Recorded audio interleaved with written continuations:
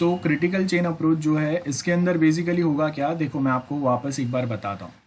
Suppose हम लोगों का एक आपको यहाँ पे देखो चेन अप्रोच में estimators add a safety zone to estimate to take accounts of possible difficulties. मतलब कोई बहुत इंपॉर्टेंट प्रोजेक्ट के पार्ट के ऊपर मुझे वर्क करना है, सबसे पहला तो ये पॉइंट है, बराबर है। अब वो सबसे इंपॉर्टेंट आपका प्रोजेक्ट का जो पार्ट है वो क्या होगा, ये भी हम लोगों को समझना है। और वो जो पार्ट है वो बेसिकली हो सकता है कि जैसे अगर मैं कॉलेज सिस्टम्स की बात कर रहा हूँ, तो कॉलेज सिस्टम्स में आपने जो बेसिकली व्हाट वी से कि आपने अगर रिजल्ट सिस्टम पे बात किया है तो वो सबसे क्रिटिकल पार्ट होगा आपके सिस्टम का, क्योंकि आपके कौन से स्टूडेंट्स नेक्स्ट सेम में एडमिशन लेंगे, कौन से स्टूडेंट्स को आगे आपको प्रमोट करना है, कौन से स्टूडेंट्स को नहीं करना है, ये सारे XYZ फैक्टर्स के ऊपर आपका रिजल्ट वाला जो पार्ट है उसके क्या मेन आउटपुट्स है वो डिपेंड करेंगे, बराबर है। और रिजल्ट्स के लिए जैसे मैंने बोला सबसे क्रिटिकल पार्ट कौन सा होगा कि आपका एडमिशन प्रोसेस कैसे हुआ है।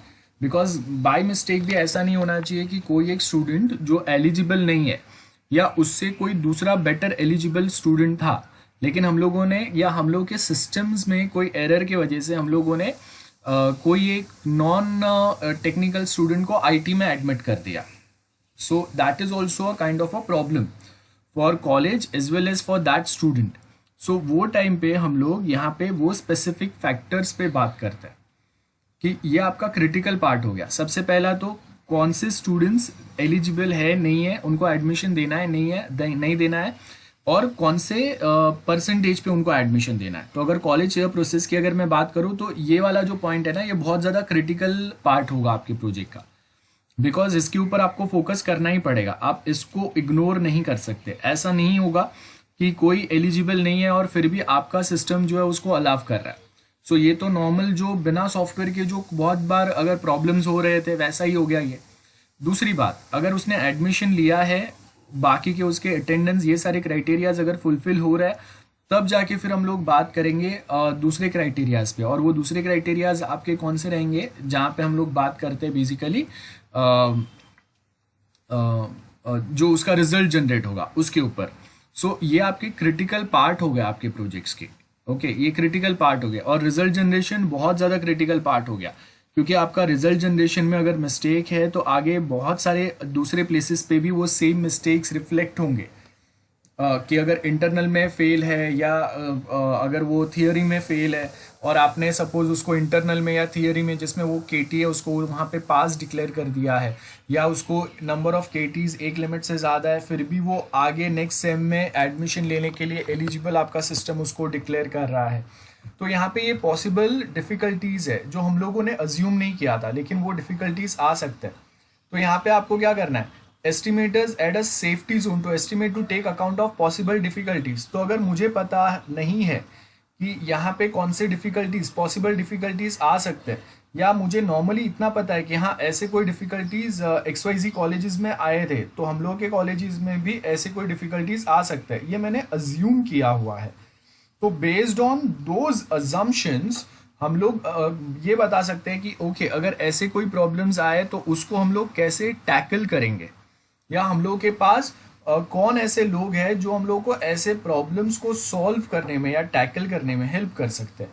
अगेन ये पॉइंट पे हम लोग फोकस करेंगे। सो बेसिकली यहाँ पे देखो आपको क्या बोला है कि उसके लिए हम लोग एक सेफ्टी जोन ऐड करेंगे। सेफ्टी जोन मतलब कि अगर मैं यहाँ कहीं पे अगर मेरा कोई प्रॉब्लम होता है, मैं अगर कोई XYZ टास्क अगर प्रॉपरली नहीं कर पाता हूँ, तो वो टाइम पे हम लोग उसको कैसे टैकल करेंगे, किसका हेल्प लेंगे, कौन एग्जैक्टली वो टाइम पे हम लोग को हेल्प कर सकता है, ये सारे पॉइंट्स हम लोग फेच आउट करके रखेंगे। अगर मुझे खुद से अगर ये सारा काम नहीं कर पाता हूँ मैं, तो और कौन है जो हम लोगों को यहाँ पे ये टास्क को सक्सेसफुली कंप्लीट करने में हेल्प कर सकता है, ये आपको देखना ज़रूरी है। और उसके लिए आपका एक्स्ट्रा इन्वेस्टमेंट कितना जाएगा, एक्स्ट्रा ह्यूमन रिसोर्स आपको कितना रिक्वायर्ड होगा, और वो ह्यूमन रिसोर्स कौन सा होगा एग्जैक्टली ये भी बताना पड़ेगा। Developer work to estimate plus safety zone, so time is lost. तो मतलब क्या हो गया, आपने एक एस्टिमेट दिए थे, बराबर है, और सेफ्टी जोन यूज हुआ। सेफ्टी जोन मतलब जैसे मैंने बोला कि अगर रिजल्ट सिस्टम पे अगर हम लोग काम कर रहे हैं तो वहाँ पे बग्स या एरर्स हम लोग अफोर्ड नहीं कर सकते, ना कॉलेज अफोर्ड कर सकता है। तो वो टाइम पे आपने क्या किया, वो सेफ्टी जोन्स पे काम करते हुए आपका एस्टिमेट जो आपने डिफाइन किए थे उससे ज़्यादा टाइम आपका वहाँ पे इन्वेस्ट हो गया। And because of this investment final output या एंड रिजल्ट क्या आ रहा है कि अभी आपके पास टाइम जो है वो बहुत कम बचा है जितना रिक्वायर्ड था उससे, और उसके अगेंस्ट आपको प्रोजेक्ट में और बहुत सारे टास्क आगे करने बाकी है। तो इसके लिए हम लोग हमेशा क्रिटिकल चेन अप्रोच में ये बहुत क्लियरली डिफाइन करते हैं कि कौन से हम लोग के प्रोजेक्ट के पार्ट बहुत ज़्यादा क्रिटिकल है, जिसमें हम लोगों का एस्टिमेटेड टाइम से भी ज़्यादा टाइम जा सकता है। और बाई चांस अगर कभी अगर हम लोग वो टास्क कंप्लीट करने में अगर अटकते हैं तो who are the people who can help us to complete those task on time, ये फैक्टर्स के ऊपर भी हम लोगों का फोकस होता है। सो ये आपके वो बेसिक पॉइंट्स है जो मैं आपको बताने की ट्राई कर रहा था। तो सबसे पहले तो आइडेंटिफाई कि आपके प्रोजेक्ट में सबसे ज़्यादा क्रिटिकल चेन अप्रोच मतलब सबसे ज़्यादा इंपॉर्टेंट पार्ट जहाँ पे मिस्टेक अफोर्ड नहीं हो सकता, वो क्रिटिकल पार्ट्स कौन से हैं, वो पॉइंट्स पे हम लोग फोकस करते हैं। So no advantage is taken of an opportunity where task can finish early and provides a buffer for a later activity. So यहाँ पे क्या बोला है, no advantage is taken of opportunity. So बहुत बार क्या होता है क्रिटिकल चेन अप्रोच में हम लोगों को पास वो काम टाइम पे ख़त्म हो गया सपोज, लेकिन फिर भी वो क्रिटिकल पार्ट है तो हम लोग उसको टेस्टिंग में और उसके और वे में कुछ अगर कोई मिस्टेक्स बाकी है ये सब वेरीफाई करने में हम लोगों का जो एक्स्ट्रा टाइम था वो वैसे ही निकल गया। तो अभी हम लोगों के पास वो उसका जो बफर टाइम बचा था वो हम लोग कोई दूसरे टास्क को कंप्लीट करने में यूज़ कर सकते थे, लेकिन वहाँ पे हो नहीं पाया क्योंकि हम लोग ये टास्क को लेके बहुत ज़्यादा थोड़े ऑप्टिमिस्टिक हो सकते हैं या पेसिमिस्टिक हो सकते हैं कि हाँ अगर प्रॉब्लम आया तो बहुत ज़्यादा डिफ़िकल्टी होगा, हम लोगों का जो एक इमेज है ब्रांड है उसको हैम्पर हो सकता है। तो उसके लिए हम लोग ट्राई करते हैं कि हम लोग बेस्ट से बेस्ट प्रोवाइड कर सकें। सो वो है। अब नेक्स्ट क्या बोला है, ask estimator for to estimate most likely duration 50% of chances कि कितने टाइम में आपका ये टास्क जो है वो कंप्लीट होगा वो, एंड कंफर्ट जोन कि अगर ये स्पेसिफिक टाइम के अंदर आपका वो क्रिटिकल टास्क अगर कंप्लीट नहीं हुआ, जैसे मैं रिजल्ट वाला पार्ट बोल रहा हूँ, तो एडिशनल टाइम कितना रिक्वायर्ड रहेगा। जब आप बोल सकते हैं कि हाँ अगर इतने टाइम में नहीं हुआ, सपोज मैं बोल रहा हूँ कि रिजल्ट का जो मैं टास्क बना रहा हूँ 2 महीने में मैं काम खत्म कर दूंगा, लेकिन अगर वो 2 मंथ्स में अगर काम खत्म नहीं हुआ तो मैक्सिमम 3 मंथ्स में तो 90% चांसेस है कि मेरा काम खत्म हो ही जाएगा। तो वो आपका एक कंफर्ट जोन हो गया जहाँ पे आपको कंफर्म गारंटी है कि हाँ ये टाइम 3 महीने का टाइम तो मेरे लिए इनफ है। उसके हिसाब से सारे शेड्यूल सारे जो एक्टिविटीज़ है उसका एक टाइम टेबल बनाएंगे हम लोग, जहाँ पे कौन से एक्टिविटीज़ कभी स्टार्ट होंगे, लेटेस्ट स्टार्ट कौन सा डेट होगा उसका, ये सब कुछ पैटर्न्स आएंगे। और वही सेम यहाँ पे आपको दिया है, देखो मोस्ट लाइकली कितने टाइम में आपका ये एक्टिविटी कंप्लीट होगा, कंफर्ट जोन कितना है। तो कंफर्ट जोन हम लोगों ने कितना डाला है, सपोज मैं बोल रहा हूँ कि 6 दिन में हम लोगों का कोई एक एक्टिविटी खत्म होगा। अब उसके आगे हम लोगों ने कंफर्ट जोन कितना लगाया है, 8 दिन का। तो मतलब कंफर्ट जोन मैंने कितना रखा है, बफर जोन या बफर टाइम मैं बोल सकता हूँ उसको, तो 2 दिन का बफर टाइम है कि अगर जो भी मैं टास्क अज्यूम कर रहा हूँ वो अगर ऑन टाइम नहीं हो पा रहा है तो वो टाइम पे मेरे पास 2 दिन का बफर है। लेकिन सर्टेन टास्क जो होता है ना वो बहुत सिंपल होता है, वहाँ पे आपको कोई एक्स्ट्रा बफर की ज़रूरत नहीं होती, तो वो टाइम पे हम लोग वहाँ पे कोई बफर नहीं रखते। जैसे सी वाला जो एक्टिविटी है वो 3 दिन में होगा, अलग से कोई बफर की ज़रूरत नहीं है, मुझे कोई APIs ही कनेक्ट करने और वो APIs रेडीली मेरे पास अवेलेबल है, तो मुझे वहाँ पे कोई एक्स्ट्रा डेवलपमेंट नहीं करना है, ना कोई इतना डिफिकल्ट टास्क है कि जहाँ पे मेरा एक्स्ट्रा टाइम चले जाए। एक नॉर्मल से नॉर्मल डेवलपर भी वो काम बहुत ईजिली कर सकता है, तो वहाँ पे कोई बफर टाइम की ज़रूरत नहीं है। कोई टास्क बहुत ज़्यादा डिफिकल्ट हो सकता है तो वो टाइम पे हम लोगों ने 10 दिन का टाइम रखा है, 5 दिन का बफर टाइम या 5 दिन का कंफर्ट जोन रखा है। तो यहाँ पे अगर आप देखेंगे वही हो गया, यहाँ पे वो बताया। तो आइडेंटिफाई क्रिटिकल चेन कौन से है, मतलब बहुत ज़्यादा जो डेलिकेट पार्ट है आपके प्रोजेक्ट के जिसमें मिस्टेक्स हम लोग बेयर नहीं कर सकते या अफोर्ड नहीं कर सकते, जो बहुत ज़्यादा प्रॉब्लम क्रिएट करेगा हम लोगों के लिए, क्लाइंट के लिए भी। तो same critical path but resource containment and also takes into account कि हम लोग के कितने रिसोर्स कितने टाइम के लिए वहाँ पे ऑक्यूपाइड रहेंगे, क्योंकि आपके सर्टन रिसोर्स अगर वो क्रिटिकल चेन में ही अगर ऑक्यूपाइड है तो उसके आगे का आपका जो शेड्यूल है, उसके आगे का आपका जो टाइम टेबल है वो डिस्टर्ब हो गया और वो ऑन टाइम चालू नहीं हो पाएगा, ना वो ऑन टाइम कंप्लीट हो पाएगा। देन सो प्रोजेक्ट बफर रखना, जैसे मैंने बोला एक्स्ट्रा टाइम रखना, वो बहुत ज़रूरी है। तो at the end of critical chain with duration of 50% of some of comfort zone of activities on critical zone, तो हम लोग क्या करेंगे, हम लोग ट्राई करते हैं कि हम लोग बफर जोन जो, या हम लोगों ने यहाँ पे ये जो टाइम रखा है ये कंफर्ट जोन, इसका हम लोग मिनिमम से मिनिमम टाइम यूज़ कर सके। लेकिन फिर भी अगर मैं कंफर्ट जोन की बात करता हूँ, तो अगर मैंने 5 दिन का कंफर्ट जोन रखा है, तो उसमें मैं बोलूँगा कि मैं 5 दिन यूज़ नहीं करूँगा, उसमें से 50% टाइम जितना मैं एक्सेस करके अपना टास्क जो है उसको ऑन टाइम कंप्लीट करने का ट्राई करूँगा, ये बोलते हैं। सो वेर सब्सिडरी चेन्स कौन से रहेंगे, सब्सिडरी मतलब जो प्रीवियसली हम लोग जो बना रहे हैं उसके ऊपर आगे वापस डिपेंड करने वाले रहेंगे, वो भी आपका क्रिटिकल चेन का ही पार्ट आएगा। सो वहाँ पे हम लोग देखेंगे ड्यूरेशन ऑफ फीडिंग बफर कितना होगा, 50% आपने वहाँ से वो ऐड कर लिया है जो आपका कंफर्ट जोन है उसमें से, तो अभी आपके पास कितना टाइम बचा है, और 50% आपका कंफर्ट जोन का टाइम यूज़ करने के बाद भी अभी भी चांसेस है क्या कि आप वो टास्क को ऑन टाइम कंप्लीट कर सकते हो, ये बहुत बड़ी बात है। सो वो हम लोग यहाँ पे बात करते हैं। तो वर्क एग्जाम्पल आपको यहाँ पे दिया है, एक बार देख लेना। और सिमिलर वे अगर आप देखेंगे तो यहाँ पे चेनिंग फैक्टर वो सेम डायग्राम है जो हम लोगों ने डिस्कस किया था। तो फीडिंग बफर देखेंगे अगर यहाँ पे, तो देखो यहाँ पे जब हम लोगों का एक draft office and installation and test procedure हुआ, तो उसके साथ में हम लोगों ने यहाँ पे एक फीडिंग बफर दिया है, एक सर्टन एक्स्ट्रा टाइम दे दिया है कि अगर आपका यहाँ पे जो काम हो रहा है उसमें अगर कुछ प्रॉब्लम आया तो ये आप फीडिंग बफर रखो। ये 2 टास्क होने के बाद में इंस्टॉलेशन एंड टेस्ट और उसके आगे ऑफिस ड्राफ्ट प्रोसीजर, ये 2 टास्क होने के बाद में ही हम लोगों का यूजर ट्रेनिंग चालू हुआ। तो जब तक ये 2 टास्क नहीं होते यूजर ट्रेनिंग पे हम लोग नहीं जा सकते। तो इसके लिए बेसिकली क्या होगा कि अगर ये टास्क और ये टास्क दोनों साथ में कंप्लीट करने के लिए हम लोग दोनों के लिए एक फीडिंग बफर रख देते हैं, सो दैट वो एट अ टाइम कंप्लीट होगा और उसका जो आगे का रिजल्ट है उसके बेस के ऊपर हम लोगों का यूजर ट्रेनिंग भी साथ में चालू हो जाएगा। Now executing critical chain based plan, no chain of a task is started earlier than schedule। ये बहुत इंपॉर्टेंट है, टाइम के पहले कुछ चालू नहीं करना है, टाइम टेबल फॉलो करना है। अभी अगर 9 o'clock का लेक्चर है और अगर मैं 8:30 से अगर काम चालू करूंगा तो वो भी काम का नहीं है, बिकॉज उसके पहले आपके कोई दूसरे लेक्चर्स भी हो सकता है, पॉसिबिलिटी है। But once it has started is finished as soon as possible. तो जैसे अगर हम लोग लेक्चर्स बोलते हैं कि आपका 9 o'clock मतलब 9 o'clock ही चालू करना है, उसके ज़्यादा पहले मतलब 5-10 मिनट में पहले स्टार्ट कर सकता हूँ, लेकिन ऐसा नहीं होगा कि 9 का लेक्चर मैंने 8 या 7 o'clock को स्टार्ट किया, दैट इज़ नॉट पॉसिबल। लेकिन सेकेंड थिंग क्या होगा कि सपोज अगर मैंने 10 मिनट्स अर्ली स्टार्ट कर रहा हूँ मैं किसी दिन एक आधा लेक्चर, तो मेरा उसका मेन टास्क या मेन मेरा पर्पस क्या होगा कि कोई एक स्पेसिफिक टॉपिक जो काफ़ी ब्रॉड है वो मुझे ऑन टाइम कंप्लीट करना है, वही लेक्चर में, वही 2 लेक्चर में। तो उसके लिए मैंने 10 मिनट एक्स्ट्रा लिया या 15 मिनट जल्दी चालू किया, जिससे वो ही दिन पे मेरा वो स्पेसिफिक टॉपिक जो है वो कंप्लीट हो सके। बस ये मेन हम लोगों का यहाँ पे पॉइंट होता है। So this means activity following the current one start as soon as the current one is completed. So अगर मैं बोल रहा हूँ कि आपका एक लेक्चर कंप्लीट हुआ तो उसके बाद जो आपका 10-15 मिनट का ब्रेक है वो मैंने ऑक्यूपाई कर लिया, सो दैट वो जैसे आपका अभी का एक लेक्चर 9 o'clock के पहले का लेक्चर कोई कंप्लीट हुआ, मैंने सडनली दूसरा लेक्चर चालू किया, तो सपोज अगर आपका एक लेक्चर 8:45 को कंप्लीट हो गया, 15 मिनट्स का ब्रेक था, मैंने क्या किया वो 15 मिनट्स का ब्रेक ऑक्यूपाई कर लिया, सो दैट मेरा जो आज का लेक्चर का जो टारगेट है कि ओके इतने टॉपिक मुझे कंप्लीट करने ही है कैसे भी करके, वो टारगेट अचीव हो सके।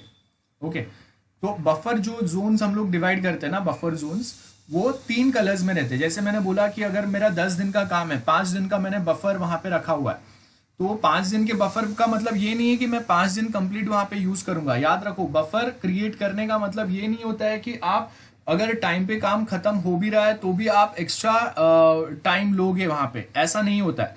बफर टाइम का मतलब है कि ओके कोई एक्सट्रीम सिचुएशन में अगर आपको लगता है कि हाँ अभी आपका ऑन टाइम या as per the time table आपका टास्क कंप्लीट नहीं हो रहा है, तो फिर मैं बफर का 33% यूज करूंगा।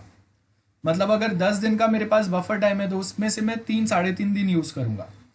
अगर 3 दिन से ज्यादा मैं 6 डेज तक, मतलब यहाँ पे देखो 66% ऑफ बफर टाइम अगर मैं यूज कर रहा हूं, बराबर है। फर्स्ट 3.5 डेज वो नॉर्मल होता है जो हर एक केस में होने के चांसेस होता है, तो ये तब आप ग्रीन जोन में, ये इंडिकेशंस होते हैं ग्रीन जोन का मतलब है कि सारे टास्क ऑन टाइम चल रहे हैं, ऑन टाइम कंप्लीशन होने के चांसेस, प्रोबेबिलिटी बहुत हाई है।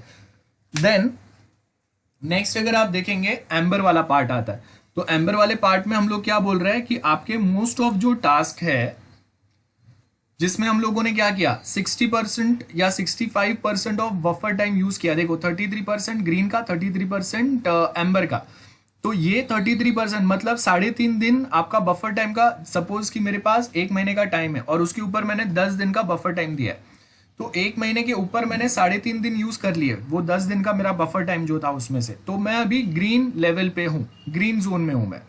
इट मीन्स कि 3.5 दिन यूज किया मैंने, या 3-3.5 दिन यूज किया मैंने अपना जो टास्क था उसका, और अब मेरा टास्क ऑन टाइम कंप्लीट होने के बहुत ज्यादा प्रोबेबिलिटी है, तो उसका टेंशन नहीं है मुझे ग्रीन में, नो टेंशन। सब कुछ ऑन टाइम चल रहा है, सब कुछ ठीक से चल रहा है। और वो जो 3-3.5 दिन अगर हम लोग के बफर के यूज हो रहे हैं तो दैट्स नॉर्मल। लेकिन अगर मैं अपना जो 10 दिन का बफर है उसका 65% जितना अगर टाइम यूज कर रहा हूं, दैट मीन्स मैं एम्बर लेवल पे हूं। इसका मतलब है कि अभी यहां पे कुछ तो डिफिकल्टी है, और ऑन टाइम आपका टास्क या ऑन टाइम आपका प्रोजेक्ट कंप्लीट होगा नहीं होगा, उसका प्रोबेबिलिटी क्या है वो भी हम लोग को चेक करना पड़ेगा। क्योंकि बहुत बार ऐसे भी हो सकता है कि आप जो टास्क कंप्लीट करने का ट्राई कर रहे हो वो ऑन टाइम अभी कंप्लीट नहीं हो पा रहा है, बिकॉज आपने बफर का 65% यूज कर लिया, फिर भी कोई एरर्स या बग्स जो है आपसे सॉल्व नहीं हो पा रहा है अभी आपसे, और उसके लिए फिर आपको एक स्पेशल गाइडेंस की जरूरत पड़ेगी। रेड लेवल मतलब आपने 100%, देखो यहाँ पे 99% आ गया ना, ग्रीन का 33% मतलब आपका जो बफर टाइम था 1 महीने के ऊपर, उसका 3.5 दिन तो मैंने यूज किया, तब मैं ग्रीन में हूँ, और 3.5 दिन यूज करूंगा तो मैं एम्बर लेवल पे आ गया, मतलब ऑलमोस्ट 7 दिन मैंने यूज कर लिया। और उसके ऊपर और 3.5 दिन मतलब 10 दिन में से मैंने मोर देन 9.5 days तो यूज कर लिए, और उसके बाद भी अगर मेरा टास्क कंप्लीट नहीं हो पा रहा है, मतलब मैं रेड जोन पे हूं। इसका मतलब है कि अभी टेंशन स्टार्ट हुआ है कि एक्स्ट्रा बफर टाइम यूज करने के बाद भी आपका टास्क जो है, आपका काम जो है वो ऑन टाइम कंप्लीट नहीं हो पा रहा है। सो अब उसके रीजंस क्या है ये हम लोगों को आइडेंटिफाई करने पड़ेंगे कि आपने 1 महीने का जो ओरिजिनल आपका नॉर्मल जो टाइम ड्यूरेशन था वो यूज कर लिया, उसके ऊपर आपने जो दूसरा हम लोगों का बफर टाइम जो था वो 100% यूज कर लिया 10 दिन का, और फिर भी अगर टास्क नहीं हो रहा है तो उसके रीजंस रहेंगे, एक कि जो डेवलपर उस पर काम कर रहे हैं उनके पास इनफ एक्सपीरियंस नहीं है, या उनके पास स्किल्स नहीं है जो एरर या बग आ रहे हैं उनको सॉल्व करने का। दूसरी बात कि आपने जो टाइम टेबल बनाया था और उसके लिए जो लोग आपने हायर किए थे वो अप टू द मार्क नहीं थे कि वो उतने टाइम में वो टास्क को कंप्लीट कर सके, या उनके पास वो एक्सपीरियंस नहीं था। ऐसे बहुत सारे पॉइंट्स हो सकते हैं। तो ये 3 कलर्स याद रखने हैं, बफर जोन्स है, आप कोई टास्क चालू करते हो, और ये सब हम लोग क्रिटिकल एस्पेक्ट्स की बात कर रहे हैं। नॉर्मल टास्क कंप्लीट करने के लिए इतना बफर टाइम पे हम लोग फोकस नहीं करते, उसके पे हम लोग इतना ध्यान नहीं देते, बिकॉज मेरे जो नॉर्मल टास्क है जो मुझे कोई भी एक फ्रेशर्स जो होते हैं जिनको ज़्यादा डेवलपमेंट का नॉलेज नहीं रहते वो भी मुझे बना के दे सकते हैं, तो वो टाइम पे मेरा ये सारे वो टाइम पे मेरे पास ये सारे प्रॉब्लम्स नहीं रहेंगे, ये सारे डिफिकल्टीज वो टाइम पे नहीं चलेंगे, या मैं इतना बफर टाइम के बारे में वो टाइम पे नहीं सोचूंगा। ये हम लोग मेनली सोचते कब है, जब हम लोग जब हम लोग क्रिटिकल एस्पेक्ट्स पे बात कर रहे हैं। जैसे अगर मैं कॉलेज सिस्टम की बात करूंगा तो वहां पे क्रिटिकल एस्पेक्ट्स हम लोगों के 2 हो गए। फर्स्ट इज एडमिशन प्रोसेस, जहाँ पे बहुत क्रिटिकली हम लोग को देखना है कि कौन सा स्टूडेंट कौन से स्ट्रीम के लिए एलिजिबल है, और सिर्फ वहां पे ही वो एडमिशन लेना चाहिए। अगर परसेंटेज वाइज अगर वो एलिजिबल कंसिडर नहीं हो रहा है तो उसको हम लोग छोड़ देंगे। दूसरा प्रोसेस सबसे क्रिटिकल वाला वो होता है रिजल्ट वाला। तो रिजल्ट वाले प्रोसेस में हम लोग कहीं पे भी थोड़ा भी अगर कोई मिस्टेक्स होता है वो हम लोग वहां पे बेयर नहीं कर सकते, कंसिडर नहीं कर सकते। बिकॉज आप देखो कि अगर आप 2 मार्क ऊपर या नीचे से कोई एक पर्सन पास या फेल हो सकता है, तो अगर आप पास हो रहे हो लेकिन because of some technical problems अगर 2 मार्क कम बता रहे, तो सिस्टम के लिए तो 2 मार्क ही कम बता रहे, लेकिन that creates a problem that can cost a complete semester for any XYZ student, या कंप्लीट ईयर वो ड्रॉप भी हो सकता है। अगर वो एक सब्जेक्ट में पास होता था तो बाकी केटीज के साथ वो नेक्स्ट ईयर में जा सकता था। सो ये बहुत ज़्यादा प्रॉब्लम्स हो सकता है. So this is the most critical part. So project execution का वही हम लोगों ने यहाँ पे जो 3 जोन्स बताया, वही उसका एक्सप्लेनेशन आपको यहाँ पे दिया हुआ है जो आप थियोरी में लिखेंगे. ठीक है, ये आपका जो रेफरेंस बुक है उसी का ये स्क्रीनशॉट है.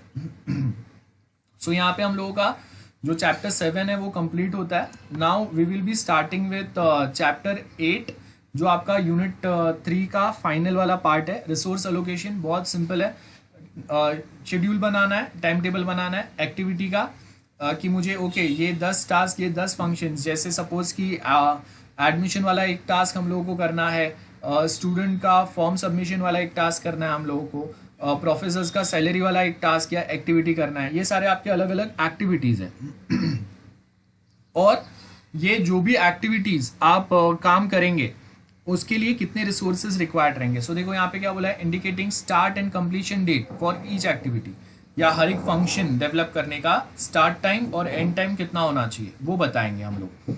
उसके साथ में रिसोर्स शेड्यूल में क्या बता रहा है, indicating dates when resource needed plus level of resources, कितने रिसोर्स रिक्वायर्ड रहे, और मतलब रिसोर्स आपको रिक्वायर्ड है लेकिन कितने लेवल के. जैसे अगर मैं बोल रहा हूँ कि नॉर्मली हम लोगों का काम 4-5 लैपटॉप में चल जाता है, लेकिन आप कोई बहुत इंपॉर्टेंट एक्टिविटी पे काम कर रहे हो, सो वो टाइम पे क्या होगा कि आपको डायरेक्टली 10-12 लैपटॉप्स रिक्वायर्ड रहेंगे, high speed internet connection required रहेगा, एक्स्ट्रा कोई स्पेसिफिक सॉफ्टवेयर रिक्वायर्ड रहेंगे, वो भी हो सकता है. So this are the XYZ task which are जहाँ पे हम लोग बात कर रहे हैं. और उसके साथ में जब आप कितने एक्टिविटीज, कितने लोगों को लेके, कितने दूसरे अब रिसोर्सेस में ह्यूमन रिसोर्स भी आएगा, सॉफ्टवेयर रिसोर्स भी आएगा और हार्डवेयर रिसोर्स भी आएगा. ये सबका कॉम्बिनेशन रहेगा, याद रखो. ह्यूमन रिसोर्स कितने डेवलपर, टेस्टर्स हम लोग वहाँ पे ऐड करेंगे. हार्डवेयर रिसोर्स लैपटॉप, कंप्यूटर्स, ये वो जो हार्डवेयर डिवाइसेस कौन से लगेंगे. सॉफ्टवेयर रिसोर्स मतलब which software are required. Testing के लिए अलग से हम लोग के पास टेस्टिंग सॉफ्टवेयर होते हैं, डेवलपमेंट के तो ऑफकोर्स हम लोग के पास अलग से डेवलपमेंट सॉफ्टवेयर रिक्वायर्ड होता है. डिजाइनिंग के लिए अगेन सम स्पेसिफिक टूल्स या सॉफ्टवेयर हम लोग के पास रहेंगे जिससे आपका डिजाइनिंग सिंपल हो सके. आपने सॉफ्टवेयर इंजीनियरिंग में भी सर्टेन सॉफ्टवेयर यूज किए रहेंगे डिजाइनिंग पर्पस के लिए, तो वो पॉइंट आएगा. और ये सब के हिसाब से आपको देखना है कॉस्ट आपका, अक्यूमुलेटेड एक्सपेंडिचर आपका कितना हो रहा है, टोटल आपका एक्सपेंडिचर यहाँ पे कितना हो रहा है. जो आपका जो बजट है उसको एक्सीड नहीं करना चाहिए, बिकॉज अगर उसने उसको एक्सीड कर लिया टोटल बजट को, so that to creates a problem. So resources में हम लोग क्या बात करेंगे, लेबर आपका कितना एफर्ट्स जा रहा है, जो डेवलपर्स काम कर रहे हैं उस पर, कितने वर्क स्टेशन, कंप्यूटर्स या इक्विपमेंट्स यूज होंगे. दूसरा मटेरियल, आप जो ऑफिस स्पेस यूज करेंगे वो आएगा. और उसके साथ में आप अगर किसी के पास से, जैसे मैं इंटरनेट सर्विस ले रहा हूँ, क्लाउड सर्विस यूज कर रहा हूँ, गिटहब अगर यूज कर रहा हूँ, तो that is also a service. तो वो सर्विस की हम लोग यहाँ पे बात कर रहे हैं. टाइम, कितना टाइम बचाया, कितना टाइम लगना चाहिए. अगर ऑन टाइम अगर हम लोग का टास्क कंप्लीट होने के चांसेस अगर कम है, तो वो टाइम पे आपको और कितना एक्स्ट्रा स्टाफ ऐड करना पड़ेगा जिससे आप वो टास्क को ऑन टाइम कंप्लीट कर सको. और उसके साथ आप यहाँ पे ये भी देखोगे कि ये जो भी रिसोर्सेज रिक्वायर्ड है, ह्यूमन रिसोर्स के साथ में आपके हार्डवेयर एंड सॉफ्टवेयर रिसोर्स दोनों, और एक्स्ट्रा कोई सर्विसेज अगर रिक्वायर्ड है, सर्विस जैसे मैंने आपको बोला कि आपको गूगल मैप का सर्विस रिक्वायर्ड है, गूगल क्लाउड का सर्विस, गूगल ड्राइव का सर्विस, गूगल डॉक्स का सर्विस, या फिर हम लोग के पास जो ऑफिस 365 होता है, बहुत बार हम लोग वो यूज़ करते हैं, गिटहब यूज़ करते हैं, तो वो पेड सर्विसेज भी हो सकते हैं बहुत सारे. तो वो वाले सर्विसेज भी अगर आपको रिक्वायर्ड है, तो उनका मंथली आपको अगर रेंटल आ रहा है वो कितना आ रहा है, बराबर है. सो नेचर ऑफ रिसोर्सेज में अगर आप देखेंगे तो वो सेम जो मैंने आपको ऊपर पॉइंट वाइज रखा है उसका सेम यहाँ पे एक्सप्लेनेशन दिया हुआ है जो मैंने अभी आपको एक्सप्लेन किया. सो एग्जाम में लिखने के लिए ये सेम काम में आएगा आपको. Okay, resource allocation. So resource allocation में हम लोग यहाँ पे कौन से पॉइंट्स पे फोकस करेंगे, कितने रिसोर्स रिक्वायर्ड है, how many resource needed for each activity.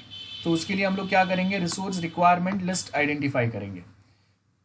उसके आगे रिसोर्स टाइप, मतलब individuals are interchangeable with in the group. मतलब अगर सपोज मेरे पास कोई अच्छा डेवलपर है, अब फिलहाल वो कोई दूसरे टीम में काम कर रहा है, लेकिन वहाँ पे उन लोगों के पास उसका ऐसे 3 डेवलपर्स हैं, मेरे पास वैसा एक भी डिज़ाइनर नहीं है, सॉरी. तो हम लोग क्या करेंगे, अब अपनी टीम में से कोई XYZ पर्सन को वहाँ पे भेजेंगे और वहाँ से कोई XYZ पर्सन को अपने टीम में ले लेंगे, सो दैट हम लोगों का काम ऑन टाइम होने के चांसेस बढ़ जाए, है ना. तो फॉर एग्जांपल VB प्रोग्रामर है, as opposed to software developer.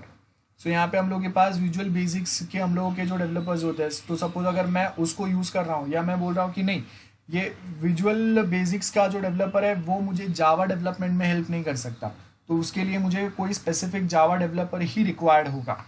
Okay, allocate resource types to activity, तो उसके लिए हम लोग रिसोर्स हिस्टोग्राम स्टडी करते हैं। रिसोर्स हिस्टोग्राम का मतलब स्टार्टिंग में हम लोगों ने जितने रिक्वायर्ड रिसोर्सेज थे उतने ही सपोज हायर किए, या अगर टास्क अगर कम धीरे धीरे चल रहा है तो हम लोगों ने उससे थोड़े कम लोगों को हायर किया, और धीरे धीरे जैसे हम लोगों को पता चला कि अभी आपका टास्क जो है वो डिले हो रहा है, बफर टाइम आपने यूज़ कर लिया, हम लोग ग्रीन, एम्बर और रेड कैटेगरी पे आने लगे, तो अभी हम लोग क्या करेंगे, फिर ऑन टाइम चीज़ों को कंप्लीट करने के लिए हम लोग फिर ज़्यादा लोगों को वहाँ पे हायर करना चालू करेंगे। This is the resource histogram system.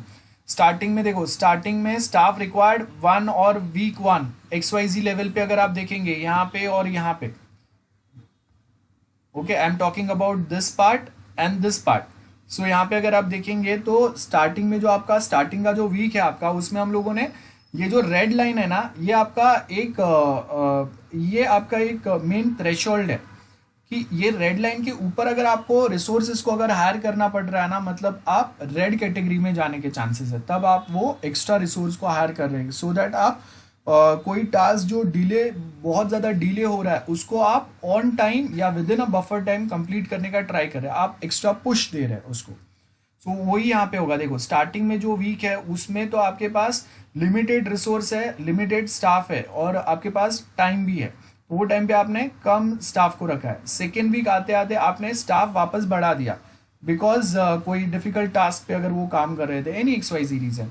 Third week में वापस अगर उनका काम हो गया तो सर्टन रिसोर्स को यहाँ से फेच करके हम लोगों ने दूसरे प्रोजेक्ट में रख दिया। तो देखो, स्टाफ रिक्वायर्ड यहाँ पे आपको दिख रहे हैं सिर्फ 2 स्क्वायर्स है।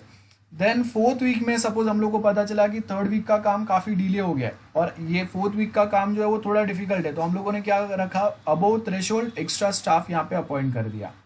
तो आप देखो, फोर्थ वाले में अगर आप देखेंगे तो ये रेड लाइन के ऊपर भी स्टाफ एलोकेशन है। फिफ्थ में वापस सिंपल सा एक्टिविटी था तो हम लोगों को एक्स्ट्रा स्टाफ की ज़रूरत नहीं पड़ी। सिक्स्थ में वापस हम लोग अबोव थ्रेशोल्ड हाईएस्ट जो आपके स्टाफ रिक्वायरमेंट है वहाँ तक हम लोग लेके गए उसको, सो दैट फिफ्थ वीक का टास्क आपका ऑन टाइम ख़त्म हो सके, ये है। और देन 6 वीक तो हम लोग का नॉर्मल काम ही चल रहा है। ये आपका हिस्टोग्राम है। तो अब रिसोर्स स्मूथिंग में हम लोग क्या करते हैं, रिसोर्स स्मूथिंग में हम लोग बताते हैं कि भाई एक टाइम पे जब आपको लास्ट में ऐसा लगता है कि हम लोगों का टास्क जो है वो ऑन टाइम ख़त्म नहीं हो पाएगा, लास्ट में फिर आप पूरा मेहनत लगाते हो, उससे बेटर आप क्या करो, अपने स्टाफ को इक्वली डिवाइड कर दो, सो दैट अगर थर्ड वीक का टास्क अगर थोड़ा सा जल्दी भी अगर हो गया तो फोर्थ वीक के लिए मेरे पास थोड़ा सा एक्स्ट्रा टाइम बचेगा। या अगर थर्ड वीक का जो टास्क है वही अगर डिले नहीं हो रहा है तो मेरा फोर्थ वीक का जो टास्क है वो भी ऑन टाइम चालू होगा और ऑन टाइम खत्म होगा, है ना। ये हम लोगों के पॉइंट्स रहेंगे यहाँ पे। सो बेसिकली रिसोर्स स्मूथिंग इसके लिए रिक्वायर्ड रहता है। सो क्या बोल रहा है, it is usually difficult to get the specialist staff who will work odd days to fill the gap। odd days मतलब जो छुट्टी में भी अगर मैं बुला रहा हूँ वो आ रहा है, बैंक हॉलीडे है आज और कोई फेस्टिवल है उस दिन भी हम लोग बुला रहे हैं और वो आके काम करेंगे, आपका टास्क कंप्लीट करेंगे। सो इसके लिए आपको क्या करना पड़ेगा, need for staff to learn about applications. So हो सके उतना हम लोग उनको ज़्यादा ट्रेनिंग देंगे, सो दैट बाई चांस अगर कभी आपका प्रोजेक्ट अगर डिले हो रहा है तो हम लोग ये जो एक्स्ट्रा टास्क एक्स्ट्रा टाइम है वो टाइम पे भी हम लोग उनको बुला के काम खत्म करा सके। तो staff often have to be employed for continuous block of time. ऐसा नहीं होना चाहिए कि थोड़ा टास्क यहाँ पे कंप्लीट हो गया तो उठा के हम लोग दूसरे प्रोजेक्ट पे डाल रहे हैं, वहाँ पे वापस थोड़ा खत्म हुआ तो यहाँ पे डाल रहे हैं। That should not happen. अगर ऐसा हुआ तो फिर लास्ट तक आप ऐसे ही करते रहोगे कि हाँ यहाँ पे अभी डिले हो गया, 4 बंदे उठा के यहाँ पे रख दो, फिर वो 4 बंदे जो प्रोजेक्ट पे काम कर रहे थे वहाँ पे डिले हो गया तो यहाँ के भी 4 वहाँ पे जाएंगे और वापस और 3-4 हम लोग और एक्स्ट्रा ऐड कर रहे हैं। सो ऐसा नहीं होना चाहिए। रिसोर्स स्मूथिंग मतलब स्टार्टिंग से आप इनफ लोगों को इनफ रिसोर्सेज वहाँ पे देके रखो, सो दैट आपको फ्यूचर में फिर वो प्रॉब्लम आने के चांसेस कम हो जाए जहाँ पे अबोव थ्रेशोल्ड लेवल आपको एक्स्ट्रा स्टाफ अपॉइंट करना पड़े। This is all about resource allocation. और ऊपर जो भी मैंने 2 डायग्राम बताया ये उसका टेक्निकल वे में आपको दिया हुआ डायग्राम है जो बुक में दिया हुआ है। तो आप ये वाला चाहिए तो ये वाला बना सकते हैं, ऊपर वाला जो मैंने बताया वो ऐड कर सकते हैं। It is as per your convenience, you can choose one. Resource clashes, अब बहुत बार क्या होता है कि एक ही टाइम पे हम लोगों ने दो प्रोजेक्ट बनाने का सोचा है। अब दो प्रोजेक्ट अगर एक साथ चल रहे हैं तो अभी मेरे पास दो चांसेस है, या तो मैं जो भी अपना टास्क है उसको मैं जो भी मेरे रिसोर्सेज है उसको मैं शिफ्ट में डिवाइड कर दूँ कि मॉर्निंग शिफ्ट में XYZ प्रोजेक्ट पे ये वाला स्टाफ काम करेगा, इवनिंग शिफ्ट या आफ्टरनून शिफ्ट में ये वाले प्रोजेक्ट के ऊपर ये इतने स्टाफ्स हम लोग के काम करेंगे। सो क्या होगा, रिसोर्स क्लैश नहीं होंगे। अदरवाइज क्या होगा, मेरे पास 20 कंप्यूटर ही है, 40 डेवलपर्स है। अब मैंने प्रोजेक्ट जो है वो 2 महीने में देने का प्रॉमिस किया है क्लाइंट को। अब वो क्या करेगा, जो दिन से वो पेमेंट करेगा उस दिन से वो 2 मंथ्स काउंट करेगा। अब सपोज मेरा कोई एक प्रोजेक्ट चल रहा है, वो प्रोजेक्ट जो है वो 10 दिन के बाद कंप्लीट हो रहा है, क्लाइंट मुझे आज पे कर रहा है, और मेरे रिसोर्सेस जो ऑलरेडी कोई एक प्रोजेक्ट के ऊपर ऑक्यूपाइड है, जहाँ पे ऑलरेडी काम चल रहा है, कोई एक प्रोजेक्ट कंप्लीट होने आया लेकिन 10 दिन का टाइम है उसमें, तो क्या हो गया, अभी क्लाइंट ने मुझे आज पे किया तो क्लाइंट कल से 2 महीना गिनना चालू करेगा, लेकिन मुझे वो प्रोजेक्ट डेवलपमेंट के लिए जो रिसोर्सेज रिक्वायर्ड है वो मुझे आज नहीं मिल रहा है, वो मुझे 10 दिन के बाद मिल रहा है। मतलब क्लाइंट जो डेट से काउंटिंग चालू कर रहा है, मैं उससे ऑलरेडी 10 दिन लेट काम चालू कर रहा हूं, तो मेरा प्रोजेक्ट जो है वो ऑलरेडी क्लाइंट के हिसाब से 2 महीना 10 दिन हो गया। सो ऐसा नहीं होना चाहिए। सो आप जब कोई एक प्रोजेक्ट ऑन टाइम कंप्लीट करने की अगर बात करते हैं तो वो टाइम पे आपको प्रॉपरली फोकस ये पॉइंट्स पे भी करना है कि आपके पास रिसोर्सेस कितने हैं, और वो रिसोर्सेस वो स्पेसिफिक टाइम पे कोई दूसरे प्रोजेक्ट पे तो अलोकेटेड नहीं है ना, और अगर है तो कब फ्री हो रहा है, तो तब से आप क्लाइंट को कमिट करो कि हाँ ये दिन से आप 2 महीना काउंट करो, तब से हम लोग आपका प्रोजेक्ट कंप्लीट करेंगे। या फिर आपके पास रिसोर्स का बहुत ज़्यादा अगर शॉर्टेज है तो आप या तो आउटसोर्स कर दो आप जो प्रोजेक्ट ले रहे हो उसको, या फिर एक्स्ट्रा रिसोर्सेज टेम्पररी हायर कर लो, बराबर है। ये दो काम हो सकता है। अगर रिसोर्स का अगर क्लैश हुआ तो वो अगेन बहुत ज़्यादा प्रॉब्लम क्रिएट करेगा कि आपने कमिटमेंट कर दिया, वो कमिटमेंट आप फॉलो नहीं कर पाए, बिकॉज आपके डेवलपर्स आके बैठ रहे हैं रोज, लेकिन उनके पास डेवलपमेंट के लिए टूल्स होने चाहिए, उनके पास डेवलपमेंट के लिए आप मशीन नहीं दोगे तो वो डेवलप कैसे करेंगे। उनको डेवलप करने के लिए मशीन्स तो रिक्वायर्ड रहेंगे, बाकी के जो रिसोर्स है वो तो रिक्वायर्ड रहेंगे। सो आप ये भी देखो कि आप कमिट कर रहे हो लेकिन उनके उसके सामने आपके पास इतने रिसोर्सेज अवेलेबल होने चाहिए। ओके, सो ये रिसोर्स क्लैश वाला टाइम है जहाँ पे क्या बोला है, where same resource needed for more than one place at same time. उसको रिजॉल्व करने के लिए हम लोग क्या करेंगे, कोई एक एक्टिविटी डिले कर दो अगर आपके पास एक्स्ट्रा रिसोर्सेज नहीं है। तो सपोज मैंने कोई एक एक्टिविटी 4 दिन डिले कर दिया, तो taking advantage of this start date, आपका कोई एक एक्टिविटी जो डिले हो रहा है उसको क्या करेंगे हम लोग, other activity that resources being used on puts back project completion. तो उसकी वजह से क्या होगा, पूरा प्रोजेक्ट कंप्लीशन आपका डिले हो जाएगा because of this XYZ reasons. So ये बहुत सिंपल है। उसके आगे जब अगर आपके रिसोर्स क्लैशेस हो रहे हैं तो क्या होगा, एक एक्टिविटी एक फंक्शन पे आपके कोई रिसोर्स अलोकेटेड है, जैसे अगर वो कंप्लीट होना है हम लोगों ने वो रिसोर्स को मूव करके कोई दूसरा एक्टिविटी पे डाल दिया। और मोस्ट ऑफ टाइम क्या होता है, नॉन क्रिटिकल आपके एक्टिविटी जो होता है छोटे मोटे एक्टिविटी रहता है जो ज़्यादा डिफिकल्ट नहीं है, ज़्यादा इंपॉर्टेंट नहीं है प्रोजेक्ट पॉइंट ऑफ व्यू, उसके रिसोर्सेज हम लोग लेके क्रिटिकल एक्टिविटीज़ जो आपको डेवलप करने हैं वहाँ पे अलोकेट कर देते हैं, बिकॉज क्लाइंट सबसे पहले वो एक्टिविटीज़ पे फोकस करेगा, उसको डिमांड करेगा। तो जो नॉन क्रिटिकल या नॉर्मल से छोटे मोटे एक्टिविटीज़ है, छोटे मोटे फंक्शंस है आपके प्रोजेक्ट के, वो अगर डिले भी होता है उसमें तो क्लाइंट को उतना फ़र्क नहीं पड़ेगा। तो मेनली हम लोग यही काम करते हैं, इसको जुगाड़ बोलते हैं हम लोग सिंपल भाषा में, कि जो टास्क ऑन टाइम कंप्लीट होना नहीं होना उससे ना क्लाइंट को फ़र्क पड़ रहा है, ना हम लोगों को, ना प्रोजेक्ट को फ़र्क पड़ रहा है, तो वहाँ से रिसोर्स उठा लो और वो रिसोर्स आप जो क्रिटिकल एक्टिविटी है उसको कंप्लीट करने में लगा दो, सो दैट वो तो हम लोग ऑन टाइम या बफर टाइम यूज़ करके कंप्लीट कर सके। और अगर रिक्वायर्ड है तो एडिशनल रिसोर्स लेके आओ। एडिशनल रिसोर्स का मतलब है एक्स्ट्रा मशीन्स भी हम लोग हायर करेंगे या उसके साथ में हम लोग नए डेवलपर्स भी हायर करेंगे। लेकिन हाँ, इससे क्या होगा, आपका जो टोटल एस्टिमेटेड कॉस्ट है वो तो ऑफकोर्स बढ़ना ही है। नेक्स्ट पॉइंट होता है, जो भी आपके प्रोजेक्ट के फंक्शंस या एक्टिविटीज़ आपको डेवलप करने हैं या मॉड्यूल्स जो आपको डेवलप करना है, उसको प्रायोरिटी में डाल दो। प्रायोरिटी में कैसे डालेंगे, जो हम लोगों ने PERT चार्ट पढ़ा था, PERT, PERT चार्ट, नहीं याद है तो आप जाके देख लेना। तो PERT चार्ट में क्या था, हम लोग बताते हैं कि जब तक भाई एक्टिविटी ए डेवलप नहीं होता तब तक बी सी डेवलप नहीं होगा, बिकॉज एक्टिविटी या मॉड्यूल बी और see depends on the module A. तो जब तक मॉड्यूल ए डेवलप नहीं होता तब तक हम लोग मॉड्यूल बी और सी स्टार्ट नहीं कर सकते, और जब तक मॉड्यूल बी और सी डेवलप नहीं होता तब तक मैं मॉड्यूल डी स्टार्ट नहीं कर सकता। So this is the dependency cycle. तो यहाँ पे अभी अगर मैं बोल रहा हूँ कि ए जब तक आप नहीं बनाते तब तक बी सी चालू नहीं होगा। तो प्रायोरिटी एक्टिविटी, प्रायोरिटीज जब हम लोग प्रायोरिटी लिस्ट अगर बनाएंगे हम लोग के एक्टिविटी का, तो उसमें हाईएस्ट प्रायोरिटी किसको मिलेगा, सबसे पहले तो मिलेगा एक्टिविटी ए को। उसके बाद once we done with activity A, फिर सेकेंड प्रायोरिटी लिस्ट पे आपका आएगा बी और सी आएगा। सो ये हम लोगों का ऑर्डर्ड लिस्ट रहता है। तो यहाँ पे अगर आप देखेंगे टोटल फ्लोट प्रायोरिटी होगा, those with the smallest float have the highest priority। Okay तो मतलब ये आप 10 दिन में भी कर सकते हो, और अगर ट्राई करेंगे तो 7-8 दिन में भी हम लोग कर सकते हैं। ऐसे कुछ टास्क है या एक्टिविटीज़ है तो हम लोग उसको फिर प्रायोरिटी में डाल देते हैं कि छोटे टास्क पहले ख़त्म कर दो, तो आपके रिसोर्सेज वहाँ से फ्री होते जाएंगे। ये होता है basically. Then ordered list priority, तो यहाँ पे क्या होगा, this takes accounts duration of the activity as well as the float.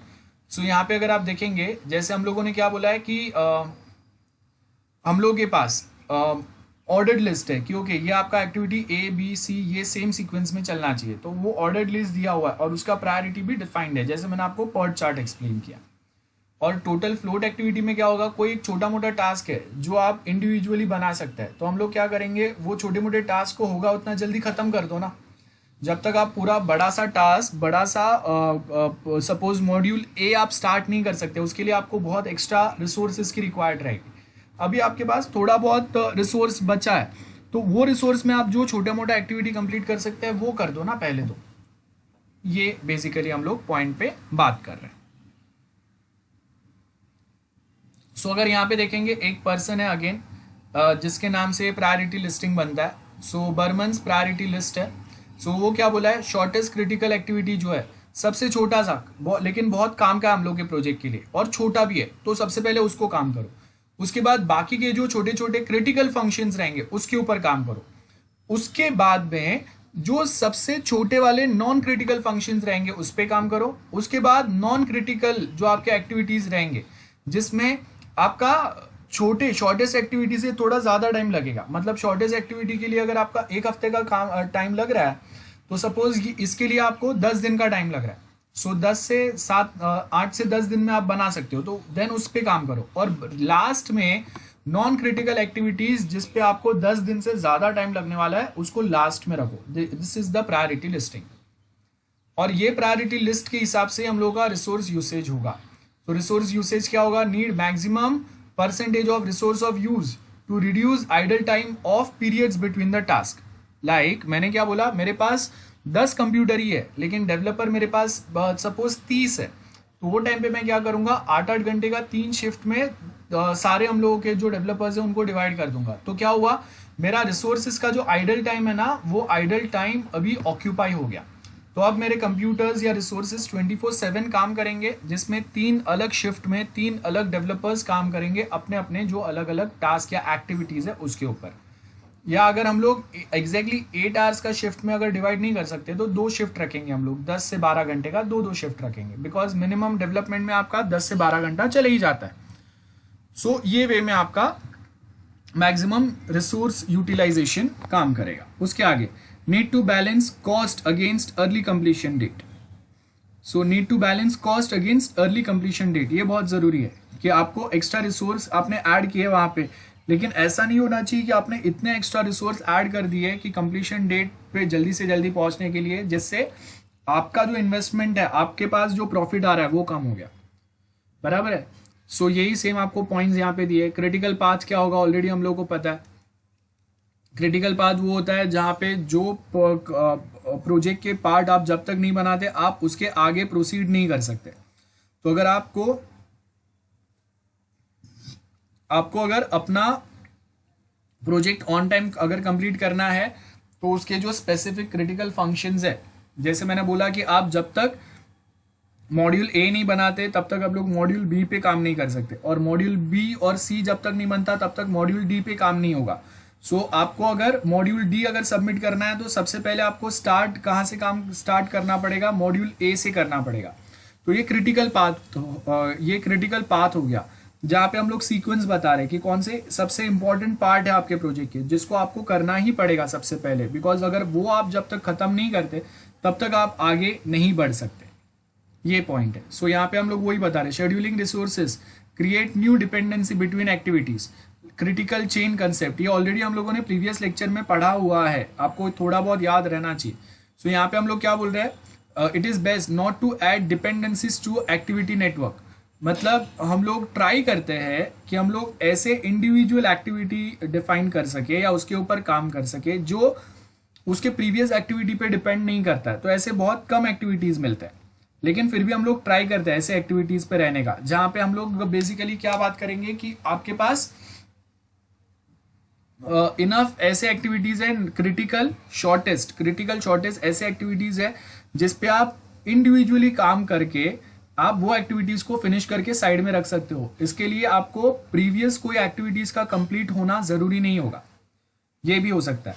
लेकिन बहुत सारे एक्टिविटीज ऐसे रहेंगे, जैसे मैंने आपको बताया रिजल्ट वाला पार्ट कॉलेज सिस्टम में, तो रिजल्ट तब तक जनरेट नहीं होगा जब तक सक्सेसफुल स्टूडेंट का एडमिशन नहीं होता, एडमिशन के बाद उसका फीस कंप्लीशन नहीं होता, फीस कंप्लीशन के बाद में उसका अटेंडेंस क्राइटेरिया फुलफिल नहीं होता as per the university guidelines और रूल्स। सो ये आपका क्रिटिकल पाथ हो गया। तो स्टार्टिंग के 3 चीज जब तक खत्म नहीं होते या कंप्लीट नहीं होते सक्सेसफुली, हम लोग 4th पार्ट पे जा नहीं सकते हैं। सो कभी कभी क्या होता है कि आप जब डिपेंडेंसी बहुत ज़्यादा अगर डिफाइन करने की ट्राई करते हो ना, तो वो आपका जो ओरिजिनल जो आपका एक प्लान है, एक टाइम टेबल है, उसको बहुत ज़्यादा मैसी बना देता है कि भाई पहले ये बनाओ तभी ये बनेगा, फिर वापस ये वाला बनाओ तभी ये वाले आगे के आपके एक्टिविटीज़ या फंक्शन बन पाएंगे। सो हम लोग ये डिपेंडेंसीज जो है उसको मिनिमम रखने का ट्राई करते हैं, लेकिन हाँ कहीं कहीं पे बहुत ज़रूरी रहता है, उसके बिना हम लोग का काम नहीं होगा। तो रिसोर्स कंस्ट्रेंट में disappear during the project but link remains on network. So schedule जो है वो कभी कभी आपको अमेंड करना पड़ता है, मतलब चेंज करना पड़ता है, बिकॉज हम लोग के पास रिसोर्स कंस्ट्रेंट्स है, मतलब लिमिटेशंस है कि आपके पास इतने ही रिसोर्स इतने ही टाइम के लिए, तो वो टाइम पे अगेन हम लोग का ये प्रॉब्लम हो सकता है। Allocating individuals to activities. So यहाँ पे क्या बोला है, initial resource types for a task have to be replaced by actual individuals. Actual individuals का मतलब है एक individual developer, tester, designer, resource gathering person है, या कोई ट्रेनिंग के लिए आपने पर्सन अपॉइंट किया, उसकी बात कर रहे हैं। तो उस पर आपको क्या देखना पड़ेगा, वो कौन से टाइम से अवेलेबल है। वो आपके पास जॉब पे है लेकिन करंटली वो और 15 दिन तक कोई दूसरे प्रोजेक्ट पे काम कर रहा है, तो वो कब से अवेलेबल हो रहा है, वो एक्सपीरियंस कितना है वो सिमिलर टाइप के प्रोजेक्ट पे काम करने के लिए, और उस पे आप कितना ट्रस्ट कर सकते हैं कि अगर वो टास्क को कंप्लीट नहीं कर पाया तो आपका प्रोजेक्ट में कितना रिस्क आ सकता है, कितना डिले हो सकता है आपका प्रोजेक्ट। ये पॉइंट्स पे भी हम लोग फोकस करेंगे। ट्रेनिंग आपने उसको कौन सा दिया है, तो वो ट्रेनिंग के हिसाब से आप उसको कौन से प्रोजेक्ट पे हायर कर सकते हैं, वो भी यहाँ पे डिफाइन होगा। Team building and motivation, of course ये तो चलना ही चाहिए, बहुत ज़रूरी है, बिकॉज अगर आपने टीम बिल्डिंग अगर डिफाइन नहीं किया है, बेसिकली आप अगर कोई अच्छा काम कर रहे हो उसको मोटिवेट नहीं कर रहे हो, या अगर किसी से मिस्टेक होता है तो आपको उसके ऊपर बेसिकली आपको ऐसे नहीं बताना है कि भाई तुझे आ ही नहीं रहा है कुछ, आपको उसको मोटिवेट करना है कि भाई हाँ होता है, मेरे से भी ऐसे गलती होता था, ट्राई करो, हो जाएगा, हम लोग सब साथ में हैं, ऐसा। तो ये मोटिवेशन ज़रूरी है। तो ये फैक्टर्स पे हम लोगों को बात करना ज़रूरी है कि जब आप इंडिविजुअल्स को अगर कोई एक्टिविटीज़ पे हायर करते हो तो ये फैक्टर्स पे ध्यान रखना है। सो वो सेम आपको यहाँ पे एक्सप्लेनेशन दिया हुआ है बॉक्स में। देन कॉस्ट का आपको टाइम टेबल बताना है कि कितने टाइम पे आप कितना स्पेंड करने वाले हो, क्योंकि वो जो स्पेंडिंग है ना, वो अगर वही पैटर्न से अगर चलेगा तो ही काम होगा। जैसे स्टाफ का आपका कितना कॉस्ट जा रहा है, अगर आपको एक्स्ट्रा स्टाफ या एक्स्ट्रा रिसोर्स अगर हायर करना पड़ा, उसका कितना जा रहा है, आप जो दूसरे software resource and services use कर रहे हो ऑन दैट मंथली बेसिस, उसका आपका कितना यूसेज या चार्जेस जा रहे हैं। जैसे अगर मैं इंटरनेट वाईफाई कनेक्शन यूज कर रहा हूँ मैं गूगल का क्लाउड सर्विस यूज़ कर रहा हूँ, मैं सपोज हम लोग फ़ोन में और कोई एक्स्ट्रा सर्विसेज यूज़ कर रहे हैं, पेड वाला सर्विस जो हम लोग को रिक्वायर्ड होगा, तो जो भी सॉफ्टवेयर हम लोग बेसिकली डेवलपमेंट के लिए यूज़ करेंगे प्रोफेशनल लेवल पे, वो सारे लाइसेंस्ड होते हैं। सो यहाँ पे आपको वो सर्विसेज आप कितना यूज़ करेंगे और उसके यूसेज चार्जेस कितने जा रहे हैं वो भी आप यहाँ पे कॉस्ट में ही इंक्लूड करेंगे। ओके, सो कॉस्ट प्रोफाइल अगर आप देखेंगे स्टाफ का कॉस्ट प्रोफाइल एंड ओवरहेड, तो कभी कभी क्या होता है estimated weekly cost and number of weeks. So बहुत बार क्या होता है कि आपने जब कोई एक टाइम पे आपने अगर कॉस्टिंग बढ़ा दिया या स्टार्टिंग में आपने अगर ओवरहेड ज़्यादा नहीं रखे, सो उसके हिसाब से क्या होता है बहुत बार आपका जब डिले हो जाता है प्रोजेक्ट, जैसे हम लोगों ने समझा ना कि green amber and red 3 categories होते हैं। तो अगर सपोज कि मेरा टास्क जो है वो ऑन टाइम कंप्लीट नहीं हो रहा है, तो अगर ऑन टाइम कंप्लीट नहीं हो रहा है मतलब क्या हो गया, अभी आपको वहां पे वीकली एक्स्ट्रा ह्यूमन रिसोर्स रखना पड़ेगा, एक्स्ट्रा रिसोर्सेज अपॉइंट करने पड़ेंगे, और उसकी वजह से क्या होता है बहुत बार आपका जो रिसोर्स एलोकेशन है और उसके साथ जो इन्वेस्टमेंट हो रहा है वो कभी कभी एक्सट्रीमली बढ़ जाता है, और फिर धीरे धीरे वो वापस अपने लेवल पे आ जाता है जब आपका प्रोजेक्ट्स और बाकी के एक्टिविटीज ऑन टाइम कंप्लीट होने लगता है। सो ये आपके पॉइंट्स है, एंड आई होप ये कॉस्ट प्रोफाइल जो है बहुत सिंपल है, समझ में आ रहेगा। स्टार्टिंग में हम लोगों ने स्टाफ के ऊपर स्टार्टिंग का जो आपका प्रोजेक्ट के बेसिक एक्टिविटी थे तो कम लोगों को अपॉइंट किया है, धीरे धीरे हम लोग नंबर ऑफ पीपल इंक्रीज करते जा रहे हैं, जैसे जैसे आपके टास्क ज़्यादा क्रिटिकल होते जाएंगे और ऑन टाइम अगर कंप्लीट करना है हम लोग को चीज़ों को तो और रिसोर्सेज ऐड करने पड़ेंगे। सपोज आपका कोई एक एक्टिविटी अगर रेड जोन में चले गया या एम्बर जोन में चले गया तो ऑफकोर्स हम लोग को वहाँ पे एक्स्ट्रा रिसोर्सेज हायर करने ही पड़ेंगे। सो वो पॉइंट्स पे बात कर रहे हैं हम लोग यहाँ पे। सो अक्यूमुलेटिव अगर कॉस्ट देखेंगे तो धीरे धीरे वीकली बेस पे आपका ये जो कॉस्टिंग है वो बढ़ते ही जा रहा है, बराबर है, और नंबर ऑफ वीक्स जितने बढ़ते जाएंगे, याद रखो नंबर ऑफ वीक्स आपका प्रोजेक्ट कंप्लीशन टाइम जितना डिले होते जाएगा ये वो बता रहा है कि आपका प्रोजेक्ट कंप्लीशन टाइम जितना डिले होते जाएगा आपका कॉस्ट प्रोजेक्ट का उतना ही बढ़ते जाएगा। तो अब क्लाइंट को फर्क नहीं पड़ता है कि भाई आप उसको 10 हफ्ते में देते हो या 15 हफ्ते में देते हो, 15 हफ्ता आपके लिए 5 हफ्ता बढ़ गया, क्लाइंट ने आपको एक फिक्स्ड कॉन्ट्रैक्ट के बेस के ऊपर एक फिक्स्ड अमाउंट डिफाइन करके ही प्रोजेक्ट दिया हुआ है। तो आपके साइड से अगर नंबर ऑफ वीक्स अगर बढ़ रहे हैं तो इट मीन्स कि आपका प्रॉफिट कम हो रहा है और या फिर आप वो प्रोजेक्ट में लॉस में भी जा रहे हो, ये भी चांसेस हो सकते हैं। देन लास्ट में अगर आप देखेंगे यहाँ पे लास्ट में आपको यहाँ पे क्या बता रहा है बैलेंसिंग कंसर्न, तो बैलेंसिंग कंसर्न में हम लोगों ने जो भी कुछ पढ़ा ना वो सब साथ में हम लोग यूज करते हैं। क्या क्या चीजें हम लोगों ने पढ़ा है ये यूनिट में, एक्टिविटी प्लानिंग क्या होगा वो, रिसोर्स एलोकेशन कैसे वर्क करता है वो पढ़ा हम लोगों ने, रिस्क असेसमेंट वाला टॉपिक पढ़ा वो, और कॉस्ट शेड्यूलिंग जो हम लोगों ने पढ़ा, ये सारे एक दूसरे के साथ इंटरचेंज होते हैं। मतलब जब मैं एक्टिविटी प्लानिंग पे काम करूंगा तो वो टाइम पे मैं ये बाकी के तीनों एक्टिविटीज पे फोकस करूंगा, सेम वे जब मैं रिस्क असेसमेंट पे काम करूंगा तो मैं बाकी के तीनों फैक्टर्स पे फोकस करूंगा, activity planning, resource allocation and cost scheduling. Same way जब मैं कॉस्ट के ऊपर काम करूंगा तो वो टाइम पे मैं बाकी के तीनों फैक्टर्स पे काम करूंगा। तो ये इंटरचेंज होता है, ये तीनों को जब आप साथ में कंसिडर करते हैं तब जाके आपका एक सक्सेसफुल प्रोजेक्ट जो हम लोग बोल सकते हैं उसके ऊपर काम होता है। सो यहाँ पे हम लोग का यूनिट 3 कंप्लीट हो गया, चैप्टर 8 छोटा सा था कंप्लीट हो गया, and now we are about to start with unit 4। Let me know before we start with this part, is there any doubts from your side? तो जो यूनिट 4 है वो नेक्स्ट टाइम चालू करेंगे हम लोग, आज कुछ डाउट्स है तो पूछो, दैट्स इट।